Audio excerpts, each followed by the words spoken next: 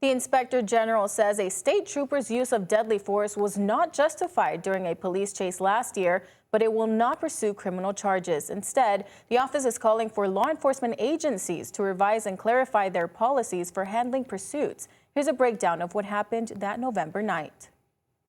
Sarge, can I ram this thing, please? That was the third and final time former Trooper Wilfred Blanchett asked former Sergeant Gordon Leslie to intentionally crash into this Honda Accord. Leslie rammed his cruiser into the car 3 more times after that to get the car to stop. We're going to be continuing speed 35 miles an hour. And the second question. This is the end result of the police chase in Norwich on November 24, 2025. Investigators say this all started when Blanchett clocked the Honda Accord going more than 30 miles per hour over the speed limit on Route 2. They say Jesus Santiago was the driver and Teloin Reddick was his passenger. Blanchett said the car was swerving in and out of lanes and he believed Santiago was impaired. He turned his siren on.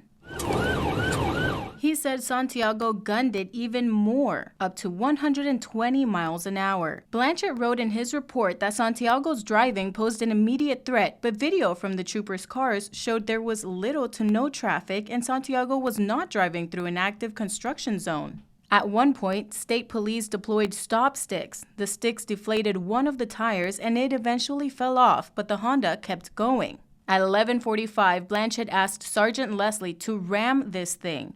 Leslie did not respond. 36 seconds later, he asked a second time, and again, there was no response. Blanchett's brother, Noah, also a state trooper, was driving right behind him. At 11:47, Blanchett was given the okay to ram the car. Second question.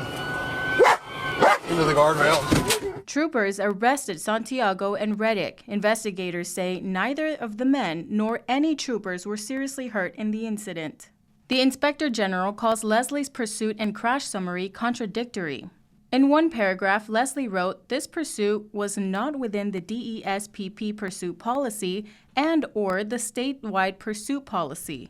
A few lines later, he wrote, "It is this sergeant's conclusion that this traffic pursuit was necessary and justified." The Inspector General called Blanchett's actions not objectively reasonable as a whole and went against his belief that the Honda posed an imminent risk. Regardless of this conclusion, the state will not charge Blanchett. The Inspector General says it's because the rules around when officers can legally use deadly force during pursuits haven't always been clear. This report is meant to give police a better understanding of what is considered deadly force going forward. Trooper Blanchett and Sergeant Leslie were placed on administrative leave after the incident.